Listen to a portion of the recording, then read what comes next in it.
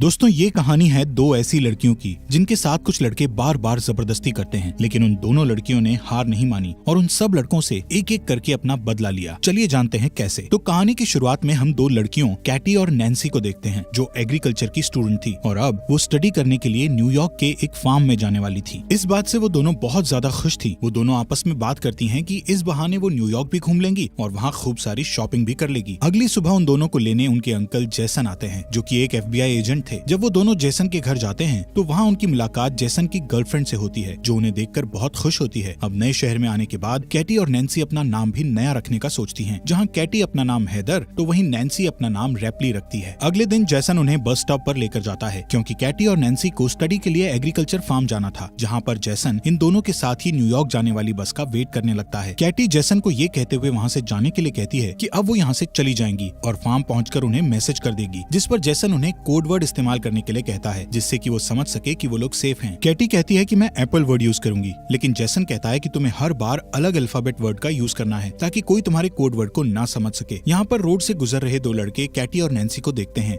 जैसन के यहाँ से जाने के बाद कैटी और नैन्सी एक रेस्टोरेंट में कॉफी पीने जाते हैं, जहाँ पर वो लड़के भी आ जाते हैं जो उन्हें कुछ देर पहले देख कर गए थे। इनका नाम जेड और ल्यूकस था। वो दोनों कैटी और नैन्सी से बातचीत करने लगते हैं। यहाँ पर कैटी और नैन्सी उनको अपना नाम हैदर और रैपली बताती है। कैटी उन्हें बताती है कि हम न्यूयॉर्क के एग्रीकल्चर फार्म में स्टडी के लिए जा रही हैं, जिस पर जेड उन्हें कहता है कि हम भी उधर ही जा रहे हैं, अगर तुम आना चाहो तो आ सकती हो, हम तुम्हें फार्म तक छोड़ देंगे। लेकिन कैटी उन्हें उनके साथ जाने से मना कर देती है और जब जेड और ल्यूकस वहाँ से जाने ही वाले होते हैं तो नैन्सी कैटी को उनके साथ जाने के लिए मना लेती है और वो दोनों उनके साथ चली जाती है। यहाँ से वो दोनों कैटी और नैन्सी को फार्म न ले जाकर अपने घर ले जाते हैं जो कि एक जंगल के एकदम पास था। ये देखकर कैटी और नैन्सी थोड़ा घबरा जाती है और उन्हें तुरंत फार्म जाने के लिए कहती है। तभी घर से जेड और ल्यूकस की मॉम आती है जो उन्हें बड़े ही प्यार से चाय पीने के लिए कहती है और उन्हें बताती है कि इसके बाद जेड और ल्यूकस तुम्हें फार्म छोड़ देंगे। अब जब वो दोनों चाय पी रही थी तभी कैटी के पास उनके अंकल जेसन का मैसेज आता है, जिस पर कैटी उन्हें कोड वर्ड एप्पल लिखकर रिप्लाई कर देती है, जिससे जेसन समझता है कि वो दोनों सेफली फार्म पहुंच चुकी हैं। वहीं इधर ल्यूकस की मॉम उनको कुछ खाने के लिए देती हैं, जिसे खाते ही कैटी और नैन्सी को नशा चढ़ने लगता है क्योंकि उस खाने में ड्रग्स मिला हुआ था, जिससे वो दोनों समझ जाती है कि उनके साथ कुछ गलत किया जा रहा है। इसलिए वो दोनों वहाँ से भागने की कोशिश करती है, लेकिन थोड़ी दूर जाकर वो बेहोश होकर नीचे गिर जाती है, जिसके बाद जेड और ल्यूकस उन्हें उठाकर वापस अपने घर में ले जाते हैं। अगले दिन जब उन्हें होश आता है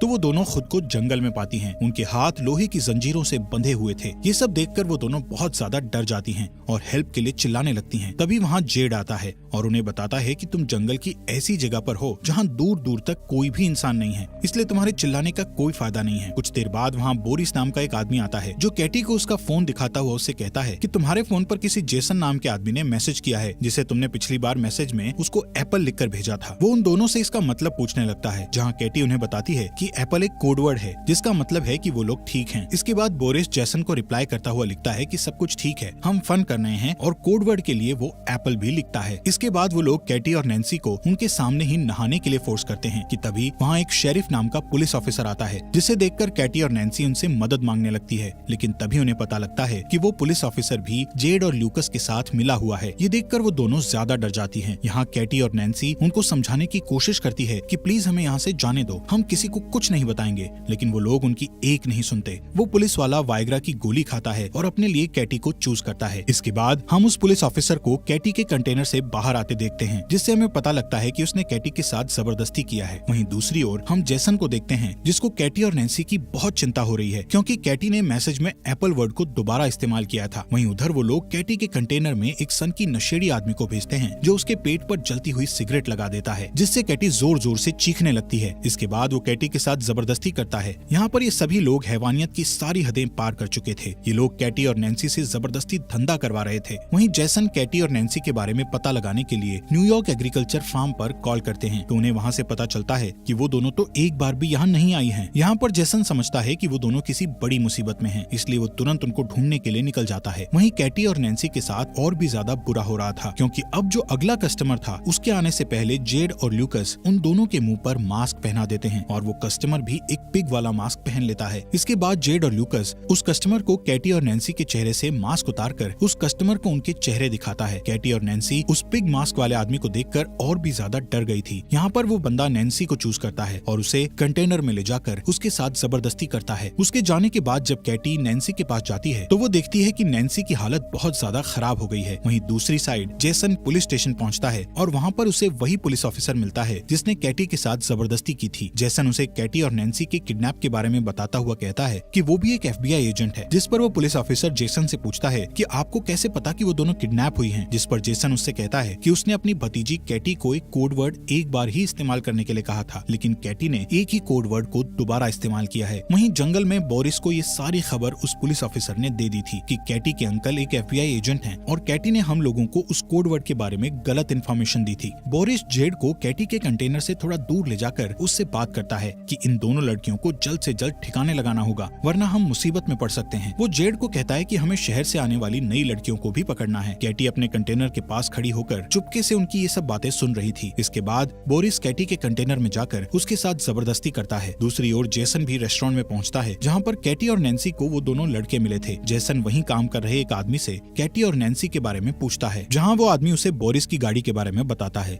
अगले दिन कैटी नैन्सी को बताती है कि वो लोग उन्हें मारने की प्लानिंग कर रहे हैं। तभी वहाँ जेड और बोरिस उसी नशेड़ी आदमी को अपने साथ लाते हैं जिसने कैटी के साथ जबरदस्ती की थी। वो उस नशेड़ी आदमी को कहते हैं कि हम दोनों जल्दी ही वापस आते हैं, तब तक तुम इन दोनों पर नजर रखना कि कहीं ये यहाँ से भाग न जाएं। उनके वहाँ से जाते ही कैटी उस नशेड़ी को अपनी ओर अट्रैक्ट करती है और उसे अपने साथ इंटीमेट होने के लिए उकसाती है। अब जैसे ही कैटी उस नशेड़ी के करीब जाती है तो कैटी उसके गले पर जोर से काट लेती है, जिससे उसके गले से खून निकलने लगता है और वहीं पर उस नशेड़ी की मौत हो जाती है। इसके बाद वो दोनों अपनी हथकड़ियां खोलकर वहाँ पर छुप जाती हैं और जब वो पुलिस वाला वहाँ पहुँचता है तो वो दोनों चुपके से उसकी गाड़ी लेकर वहाँ से निकल जाती हैं। यहाँ से वो दोनों एक मॉल में जाकर बहुत सारा अजीब सा सामान खरीदती है, जैसे हथौड़े, बहुत सारी कीलें, टेनिस बॉल और बहुत खतरनाक हथियार। इसके बाद वो मॉल के कैशियर के पास जाकर उससे बोरिस के घर का एड्रेस पूछती हैं, जिस पर वो उन्हें बोरिस के घर का एड्रेस बता देता है। वहीं जेसन बोरिस की कार इंश्योरेंस कंपनी में पहुंचता है और वहाँ पर उसे बोरिस के घर का पता मिल जाता है। यहाँ बोरिस अपने घर पर म्यूजिक लगाकर एंजॉय कर रहा था कि तभी वहाँ कैटी और नैन्सी आती हैं और टेनिस बॉल पर बहुत सारी कीलें लगाकर उसके मुंह पर मारती हैं, जिससे वो बेहोश हो जाता है और जैसे ही उसे होश आता है तो वो खुद को टेबल से बंधा पाता है। बोरिस उन्हें खुद को छोड़ने के लिए बहुत सारे पैसों का लालच देता है, लेकिन कैटी और नैन्सी को तो सिर्फ अपना बदला चाहिए था। यहाँ उनके अंकल जेसन भी बोरिस के घर के बाहर पहुँच गए थे। वहीं घर के अंदर कैटी और नैन्सी बोरिस से उस मास्क वाले आदमी का एड्रेस पूछती हैं, जिस पर बोरिस उन्हें उसका एड्रेस बता देता है। इसके बाद वो दोनों उसके पिछवाड़े में कीलों से भरा हुआ एक बेसबॉल घुसा देती हैं। बोरिस के चिल्लाने की आवाज सुनकर जेसन जल्दी से घर के अंदर जाता है, जहाँ पर जेसन को बोरिस मरा हुआ दिखता है। तभी उसे घर के पीछे गाड़ी की आवाज सुनाई देती है और जब तक वो बाहर जाता है तब तक कैटी और नैन्सी गाड़ी लेकर निकल चुकी थी। जेसन जल्दी से वापस पुलिस स्टेशन जाता है और उस पुलिसमैन से दोबारा कैटी और नैन्सी के बारे में पूछने लगता है। तभी जेसन कैटी को कॉल लगाता है तो उसे पता लगता है कि कैटी का फोन उस पुलिसमैन के पास ही है। अब इससे पहले कि जेसन कुछ कर पाता, पुलिसमैन उसके पीछे गन पॉइंट करके खड़ा हो जाता है। दूसरी ओर कैटी और नैन्सी एक चर्च में पहुंच जाते हैं, जहां हमें पता चलता है कि वो पिग मास्क वाला आदमी कोई और नहीं बल्कि इस चर्च का फादर है। इसके बाद नैन्सी एक बेसबॉल बैट लेकर वहां उसके पास पहुंचती है तो वो नैन्सी को एकदम से पहचान लेता है और तभी कैटी पीछे से उस पर बेसबॉल से अटैक करके उसे बेहोश कर देती है। वो दोनों उसे गाड़ी के पीछे बांधकर घसीटते हुए टाउन में लेकर आती हैं और वहाँ एक दुकान से माचिस और पेट्रोल खरीदकर उस पर पेट्रोल छिड़क कर उसे जिंदा ही जलाकर मार डालती हैं। वहीं जेसन को उस पुलिस वाले ने कैद कर रखा था। कुछ देर बाद वो दो नई लड़कियों को किडनैप करके वहाँ लाता है और जब वो उन लड़कियों के साथ जबरदस्ती करने लगता है तभी पीछे चुपके से कैटी और नैन्सी वहाँ आकर बेसबॉल से उसके सर पर अटैक करके उसे बेहोश कर देती हैं। जब उसे होश आता है तो वो खुद को कुर्सी से बंधा हुआ पाता है और उन दोनों से माफी मांगने लगता है। तभी कैटी गन में सिर्फ एक बुलेट डालकर उसे डराती है और वो दोनों बारी बारी से उस पर गन से शूट करने लगती है, लेकिन वो सभी शूट में बच जाता है, जिससे वो थोड़ा मुस्कुराता है। लेकिन अगले ही सेकंड में कैटी उसे फाइनल शूट करके जान से मार देती है। इसके बाद कैटी और नैन्सी वहाँ मौजूद दोनों लड़कियों को पूरी तरह से फ्री करके उन्हें जेसन को खोलने के लिए कहती है और खुद वहाँ से चली जाती हैं। वो लड़कियाँ जेसन की रस्सी खोलकर उसे बताती हैं कि उन लड़कियों ने हमें ऐसा करने को कहा। यहाँ पर जेसन को पूरी बात समझ आ जाती है कि वो दोनों लड़कियाँ कोई और नहीं बल्कि कैटी और नैन्सी ही हैं। वहीं हम जेड और ल्यूकस की मॉम को देखते हैं जो इस समय ड्रिंक कर रही थी। तभी उसे अजीब सा नशा होने लगता है, जिससे वो वहीं पर गिरकर बेहोश हो जाती है। इसके बाद जब उसे होश आता है तो वहाँ कैटी और नैन्सी ने उसको बेसमेंट में कुर्सी से बांध रखा होता है। उन दोनों ने जेड को भी उसके बिल्कुल सामने